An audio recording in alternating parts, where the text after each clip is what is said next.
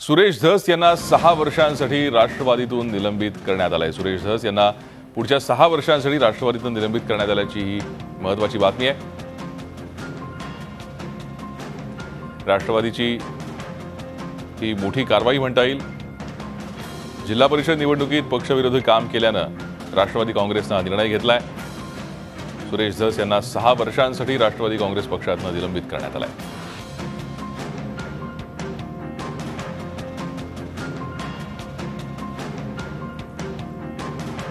जिल्हा परिषद निवडणुकीमध्ये पक्षविरोधी काम केल्यानं राष्ट्रवादी काँग्रेसनं सुरेश धस यांच्या विरोधात ही कारवाई केली आहे। सुरेश धस यांचं 6 वर्षांसाठी राष्ट्रवादी काँग्रेसमधून निलंबन करण्यात आलं आहे।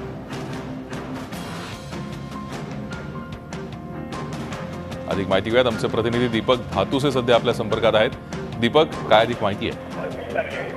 भूषण, सुरेश धस यांनी जिल्हा परिषद निवडणुकीमध्ये पक्षाविरोधात काम केल्याचं समोर आलं होतं। कारण बीड जिल्हा परिषदेमध्ये राष्ट्रवादी काँग्रेसचा साथ देण्याचा सुरेश धस आणि त्यांच्या समर्थकांनी भाजपला पाठिंबा दिला होता आणि त्यांच्याच जोरावरती बीड जिल्हा परिषदेमध्ये भाजपचा जिल्हा परिषद अध्यक्ष निवडून आला आणि हेच जे काम आहे ते पक्षविरोधी काम आहे आणि त्यामुळे सुरेश धस यांच्या विरोधात पक्षाने 6 वर्षांसाठी निलंबनाची कारवाई केलेली आहे। सुरेश धस आता प्रतिक्रियेसाठी थोड्या वेळात उपलब्ध होतील, त्याच्यानंतर त्यांची भूमिका स्पष्ट होईल।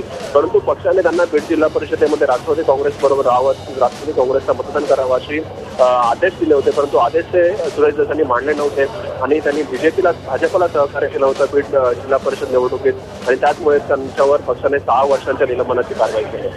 धन्यवाद दीपक, या सविस्तर माहितीसाठी। आपण पाहतोय एकीकडे आमदारांचं निलंबन मागे घेण्यात आलंय, तर जिल्हा परिषद निवडणुकीमध्ये पक्षविरोधी काम केल्यामुळे सुरेश धस यांच्यावर राष्ट्रवादीनं 6 वर्षांची निलंबनाची कारवाई केली आहे।